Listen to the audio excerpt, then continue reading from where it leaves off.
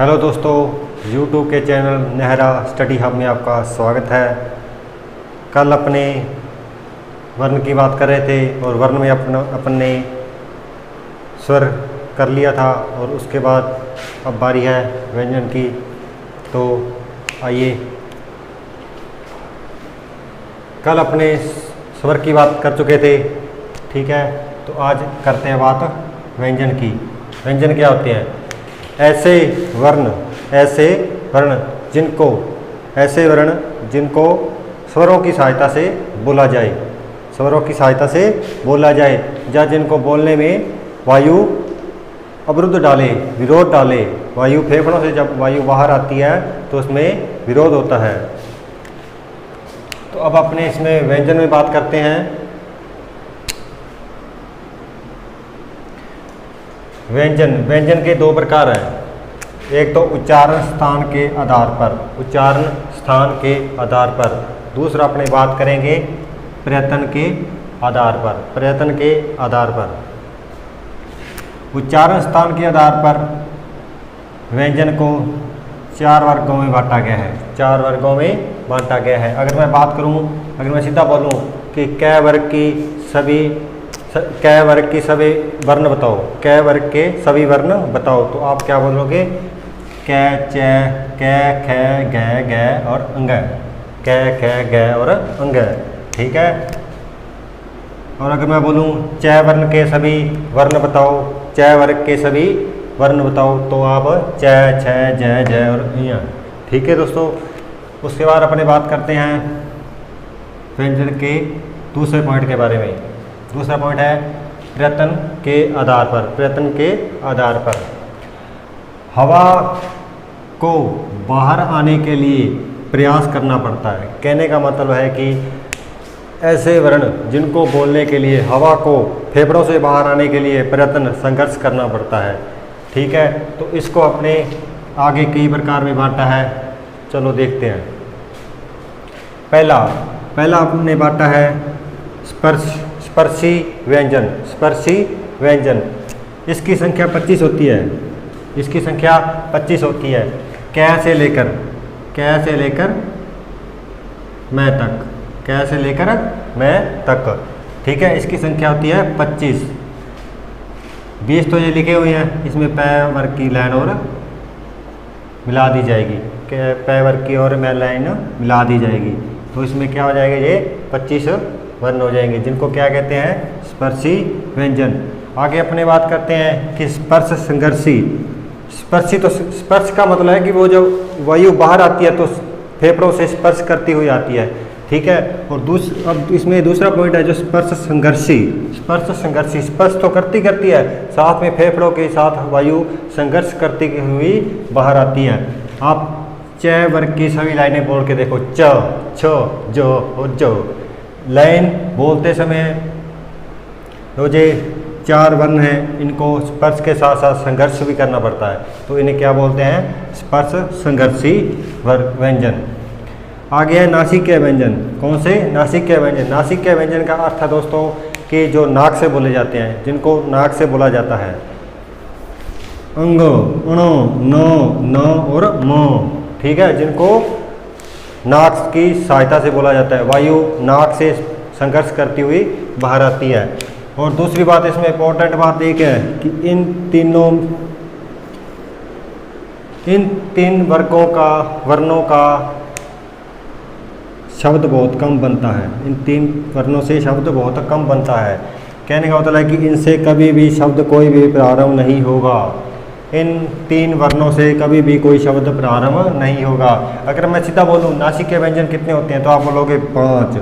अगर वो बोले कि ऐसे नासिक्य व्यंजन जिनसे कभी कोई शब्द प्रारंभ नहीं होता, तो वो क्या होगा? 3। अंग, अण और अण। ठीक है दोस्तों। आगे अपनी बात करते हैं उत्क्षिप्त व्यंजन। ठीक है। उत्क्षिप्त व्यंजन, जिनका कहने का मतलब है कि जिनका विकास व्याकरण में नव विकास हुआ है। ठीक है दोस्तों। इसको ताड़ना, फेंकना, मारना, द्विसंघर्षी और द्विस्पर्शी भी कहा जाता है। ठीक है। ताड़नजात व्यंजन भी कहा जाता है। इसको क्यों कहा जाता है ताड़नजात व्यंजन, आपको बताते हैं कि जब उच्चारण करते समय, इनका उच्चारण करते समय जीभ एक ही झटके से नीचे आ जाती है, उच्चारण स्थान से एक ही झटके से नीचे आ जाती है। कि बोलो अंग अंग, ठीक है, अड़ो डो डो और अड़ो अड़ो, इनको किस तरह बोला जाएगा, अड़ो डो, ठीक है दोस्तों। कहने का मतलब है कि उच्चारण स्थान से जीभ एक ही झटके में नीचे आ जाती है, एक ही झटके में नीचे आ जाती है, ठीक है दोस्तों। और इनसे ये शब्द के या तो मध्य में आएंगे, ये आपको बता ही चुका हूँ, ये शब्द के मध्य में आएंगे या अंत में आएंगे, इनसे भी कोई भी शब्द प्रारंभ नहीं होगा, इनसे भी कोई शब्द प्रारंभ नहीं होगा। और ये नवविकसित ध्वनियाँ हैं, आपको बता चुका हूँ, ये नवविकसित ध्वनियाँ हैं, इनसे ये व्याकरण में बाद में जुड़ी विकास हुआ है इनका, ठीक है। जैसे कुछ उदाहरण लिखे हैं यहाँ पे मैंने, लड़का, सड़क, पढ़ाई, बढ़ाई और जोड़।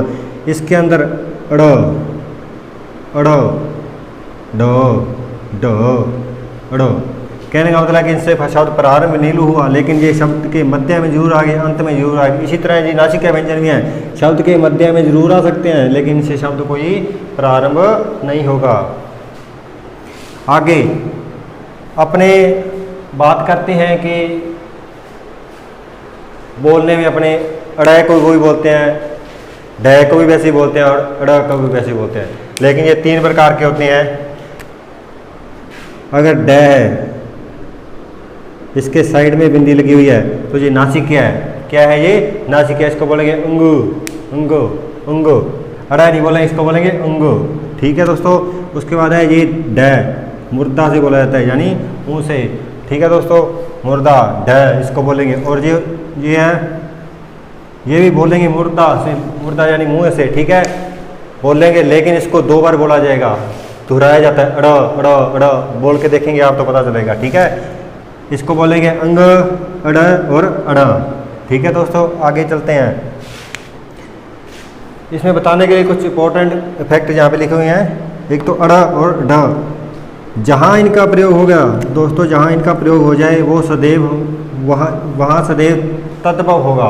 वहाँ कौन से शब्द होंगे, वहाँ कौन से शब्द, जहाँ इनका प्रयोग हो जाए वहाँ हमेशा तद्भव शब्द होंगे, और जहाँ ड़ ण और ण का प्रयोग हो जाए वहाँ हमेशा तत्सम शब्द होंगे। ये थोड़ी सी फैक्ट है दोस्तों, कई बार क्वेश्चन में आ जाते हैं कि जहाँ इन शब्दों का प्रयोग हो जाए, ठीक है, तत्सम या तद्भव, ये आप नोट कर लेना। आगे अपने बात करते हैं व्यंजन में 5 नंबर पॉइंट, व्यंजन में 5 नंबर पॉइंट, ठीक है।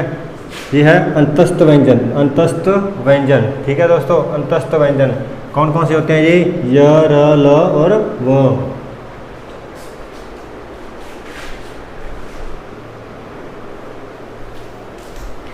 अंतस्थ व्यंजन, इनको अंतस्थ इसलिए कहा जाता है कि इनको अगर बोला जाए तो बोला जाएगा व्यंजन की तरह, इनको बोला जाता है व्यंजन की तरह, ठीक है। लेकिन जो हवा निकलती है, फेफड़ों से हवा निकलती है, वो स्वर की तरह है, बिना रुके, बिना बाधा के, ठीक है। इसलिए इनको अंतस्थ कहा जाता है। इसके 3 भेद हैं, इसके आगे 3 भेद हैं, अर्धस्वर, कंपित, लुठित या और पार्श्व, ठीक है। अर्धस्वर में ये हो गया है और वह, लुठित में र और पार्श्व में ल।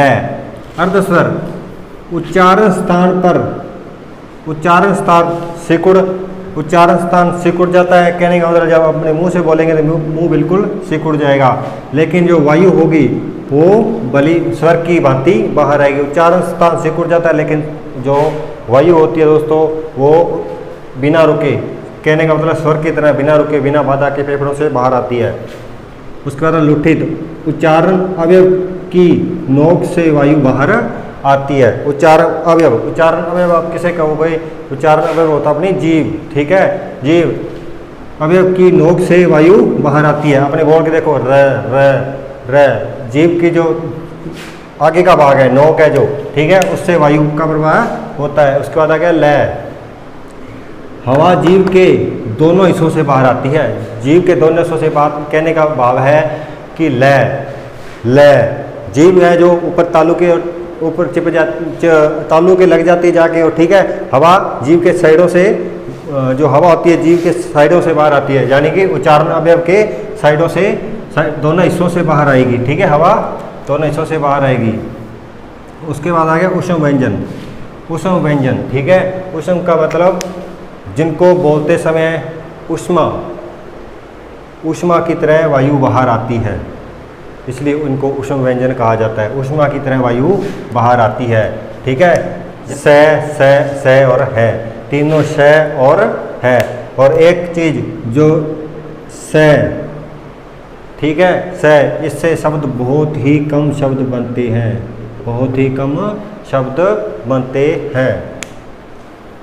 ये देखो उच्चारण अवयव और उच्चारण स्थान दोनों लंबे समय तक संघर्ष करते हैं। उच्चारण अवयव और उच्चारण स्थान, उच्चारण अवयव यानी जीभ, उच्चारण स्थान यानी मुंह के अंदर के हिस्से, ठीक है, दोनों लंबे समय तक संघर्ष करेंगे। श और ह, तीनों लंबे, चारों को बोलते समय उच्चारण स्थान में लंबे समय तक संघर्ष चलता है।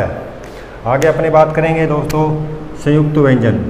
संयुक्त व्यंजन, संयुक्त व्यंजन का अर्थ है दोस्तों जिनका खुद का कोई अस्तित्व नहीं है जिनका खुद का कोई अस्तित्व नहीं है, लेकिन उनको दो व्यंजनों से मिलकर, दो व्यंजनों को मिलाया जाता है जिनसे उनका निर्माण होता है। क्ष, आधा क और श से, आधा क और श से, ठीक है। त्र, आधा त और र से, ठीक है दोस्तों। उसके बाद आगे ज्ञ, आधा ज और अंग से, यहाँ से, आधा ज और यहाँ, ठीक है दोस्तों। उसके बाद आ गया क्ष, उसके बाद आ गया क्ष, आधा श और र से, ठीक है दोस्तों। और थोड़ी सी मिस्टेक रह गई थी अपनी, यहाँ पै वर्ण रह गया था, पै वर्ण।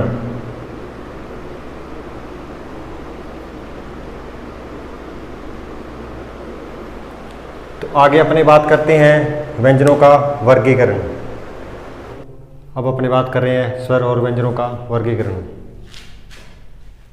स्वर और व्यंजनों के वर्गीकरण में हम पहला पॉइंट करेंगे प्राण के आधार। प्राण यानी मुख से वायु किस वे में बाहर आती है, कम मात्रा में या अधिक मात्रा में बाहर आती है, जिसे हम दो भागों में बांटते हैं, अल्पप्राण और महाप्राण। अल्पप्राण में 30 वर्ण आते हैं, अल्पप्राण में कुल 30 वर्ण आते हैं और महाप्राण में कुल 14 वर्ण आते हैं, ठीक है दोस्तों। आगे अपनी बात करते हैं अल्पप्राण किसे कहते हैं। उच्चारण करते समय हवा मुख से कम मात्रा में बाहर आती है। उच्चारण करते समय हवा कम मात्रा में मुख से बाहर आती है, किसमें, अल्पप्राण में। ये कितने होते हैं, 30। प्रत्येक वर्ग का, अब पीछे अपने बात की थी वर्ग, क वर्ग, च वर्ग और ट वर्ग, त वर्ग और प वर्ग, ये अपनी बात की थी पीछे मैंने, तो आप समझ ही गए होंगे। मैंने कुछ टाइम कहा था कि मैं वर्ग बोलूँगा तो च वर्ग और त वर्ग क वर्ग, वो उसमें अगर मैं च वर्ग का बोल रहा हूँ तो वो च वर्ग की पूरी पांचों के पांचों वर्ण आएंगे। अब मैंने कह दिया प्रत्येक वर्ग का पहला, तीसरा और पांचवा, अर्थात अगर मैं बोलूं क वर्ग की, क वर्ग का पहला क, तीसरा ग और पांचवा अंग, ये तीनों वर्ण। और इसी तरह च वर्ण के भी, ट वर्ण के भी, त वर्ण के और भी, प वर्ण के भी, पांचों, तीनों, पहला, तीसरा और पांचवा। उसके साथ साथ अल्पप्राण में य, र, ल, व, य, र, ल और व, ठीक है। इसके साथ समस्त स्वर, स्वर कितने, 11 के 11 इसमें अल्पप्राण में जोड़े जाते हैं, ठीक है दोस्तों। आगे अपनी बात करते हैं महाप्राण की। महाप्राण उच्चारण करते समय हवा अधिक मात्रा में मुख से बाहर आती है, हवा अधिक मात्रा में मुख से बाहर आती है। इसमें अपने लेंगे प्रत्येक वर्ग का। अब अपने वर्ग की वही बात आ गई है, वर्ग क वर्ग और ट वर्ग और प वर्ग, उनका दूसरा और चौथा वर्ण, ठीक है। आगे तीनों तीनों श आएंगे। तीनों श आगे अपने किस में कर चुके हैं, इनको क्या बोलते हैं, ऊष्म व्यंजन। क्या बोलते हैं इनको, ऊष्म व्यंजन। तो कहने का मतलब पहले प्रत्येक वर्ग का दूसरा और तीसरा प्लस में ऊष्म व्यंजन, मैं ये भी बोल सकता हूँ। ठीक है दोस्तों, आगे अपने बात करते हैं इसमें दूसरा, घोष के आधार पर। घोष यानी स्वर तंत्रिकाएँ होती हैं। स्वर तंत्रिकाओं में किस तरह की कंपन होती है, अगर कंपन होती है या नहीं होती है, उसको क्या क्या कहते हैं, घोष। ठीक है दोस्तों, आगे बात करते हैं अपनी। ये दो प्रकार के होते हैं, अघोष और सघोष या घोष। ठीक है, अब इनमें बात करेंगे अघोष की। तो स्वर तंत्रिकाओं में कंपन नहीं होती। स्वर तंत्रिकाएं कौन सी होती हैं, नाक हो गया, ठीक है, ये गला हो गया, कंठ, तालु, ये चीज़ स्वर तंत्रिकाएं होती हैं अपनी। ठीक है दोस्तों, इनमें कंपन नहीं होती। इनमें आगे अपनी बात करेंगे। ठीक है, प्रत्येक वर्ग का दूसरा और तीसरा, और वर्ग आप समझी गए होंगे, प्रत्येक वर्ग का दूसरा और तीसरा वर्ण। ठीक है, और तीनों श।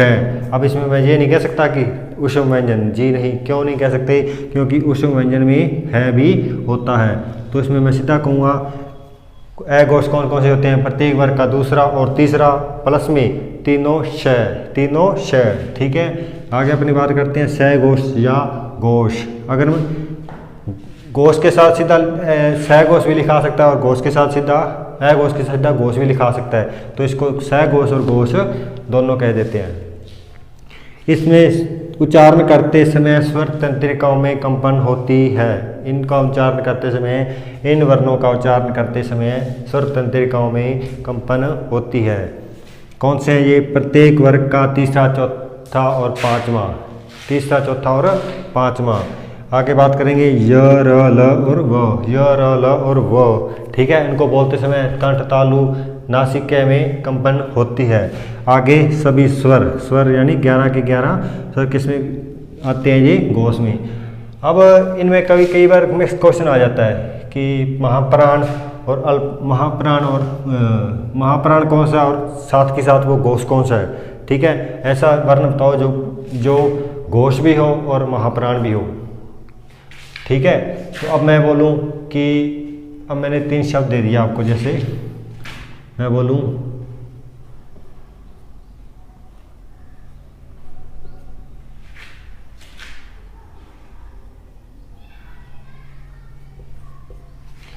अब मैं इसमें आपको एक क्वेश्चन दूं, ऐसा शब्द इनमें से कौन सा है जो अघोष और महाप्राण नहीं है।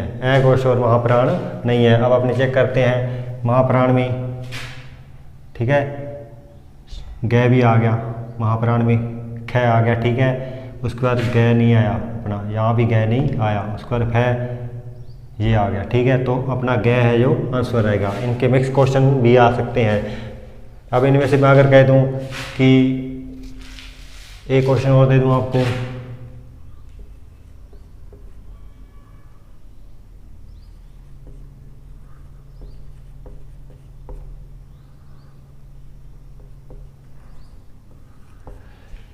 ऐसा वर्ण बताओ जो अल्पप्राण भी हो और सघोष भी हो।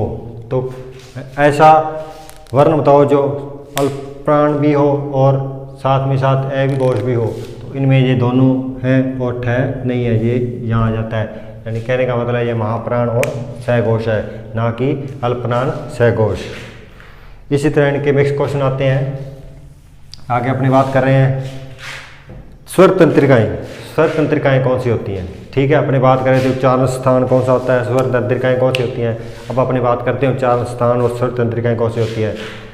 कंठ से लेकर जब मुंह से कोई ध्वनि बाहर आती है, ठीक है, तो वो किसी ना किसी वर्ण में बदली जाती है। ठीक है दोस्तों, वो किसी ना किसी वर्ण में बदली जाती है। तो वो वर्ण में किस तरह बदली जाती है, हमारे मुख के अंदर स्वर तंत्रिकाएं पाई जाती हैं। स्वर तंत्रिकाएं पाई जाती हैं, ठीक है, जिनको बोलते समय इनमें कंपन होती है और उस स्वर में वो स्वर हमारे मुख से बाहर आता है। कई बार आपने देखा होगा कईयों की जीभ कट जाती है, तो उनसे कई ऐसे स्वर होते हैं जिनसे नहीं बोला जाता। ठीक है दोस्तों, अब इसमें मैं बात करता हूँ पहले कंठ, जहाँ से स्वर तंत्रिका स्टार्ट होती हैं। ठीक है, कंठ, तालु, मुख के अंदर का ऊपर का हिस्सा, ठीक है, मृदा, ये दांत के साथ का हिस्सा, ठीक है, दंत, ठीक है, दंत अपनी, और ओष्ठ यानी होठ। ठीक है दोस्तों, ये अपनी 5 स्वर तंत्रिकाएं होती हैं, यहाँ मुख से लेकर होठ तक, ठीक है, ओष्ठ तक। अब इसमें मैं बोलूँ कि क्या, इसमें क्वेश्चन आ जाता है कई बार कि कंठ से बोले जाने वाले वर्ण कौन कौन से हैं, कंठ से बोले जाने वर्ण कौन कौन से हैं। ठीक है, अगर अपने सीधे ट्रिक बनाएं तो इसको मैंने, आप ए टीम जाते रहे होंगे, ठीक है दोस्तों, ए टीम गए होंगे, ठीक है। अब अपने ए टीम नहीं जाना, ए टीम के डीओ के पास गए थे आप, मान लो आपका एटीएम खो गया तो आप एटीएम के डीओ के पास गए हो, लेकिन यहाँ अपने एटीएम नहीं जाना, यहाँ अपने जाना है केटीएम के पास, केटीएम के डीओ के पास, KTM DO, यहाँ अपने जाना है केटीएम के डीओ के पास। के से कंठ, टी से तालु, एम से मुर्दा, डी से दंत, ओ से ओष्ठ, यानी केटीएम। एटीएम तो सभी जाते हैं, अब अपने चलते हैं केटीएम। ठीक है दोस्तों, कंठ में कै वर्ग की पांचों के पांचों वर्ण, कै वर्ग के पांचों के पांचों वर्ण, प्लस में ए और आ, ये क्या होते हैं, कंठ से बोले जाते हैं। उसके बाद तालु, टी से बना सकते हैं तालु, उसमें च वर्ग की पांचों वर्ण, और ई य और श। उसके बाद अपनी बात करते हैं मृदा, इसमें इसको मैंने मैं से दर्शाया, ट वर्ग की सभी पांचों वर्ण, ठीक है, ऋषि और र, श, ड़ और ड, ठीक है। उसके बाद दंत, त वर्ग की पांचों वर्ण, ल और श। उसके बाद ओष्ठ, ओ से लिखा है प वर्ग की पांचों वर्ण, और उ, ठीक है दोस्तों। अब आगे कुछ मिक्स वर्ण या व्यंजन होते हैं, मिक्स वर्ण या स्वर कह सकते हैं या व्यंजन कह सकते हैं, ठीक है, जो दो स्वर तंत्रिकाओं से मिलकर बोले जाते हैं। अब मान लो कंठ और तालु, कंठ और तालु से बोला जाएगा, ए बोल के देखिए, ए और ऐ, ठीक है, ए और ऐ, ठीक है, इनको कंठ से बोला जाता है, कंठ में भी कंपन होगी और तालु में भी कंपन होगी, ठीक है। दूसरा है कंठ और ओष्ठ, कंठ और ओष्ठ। अब इनको ओ कंठ में हो गए और ओष्ठ में भी, ठीक है, ओ, ठीक है। आगे दंत और ओष्ठ, व और फ, दंत और ओष्ठ का दोनों की सहायता से बोले जाते हैं। मूल वर्ण कितने होते हैं? अगर मैं मूल वर्ण की बात करूं तो मूल वर्ण होते हैं 44। अगर मैं कुल वर्णों की बात करूं तो कुल वर्ण होते हैं 52। अगर यही बात मैं करूं कि कुल मूल स्वर कितने होते हैं तो वो होते हैं 4, ए, ई, ओ, ऋषि, ठीक है। और कुल स्वर की बात करूं तो वो होते हैं 11। तो अपन लाइक, शेयर और कमेंट जरूर करें, ठीक है दोस्तों।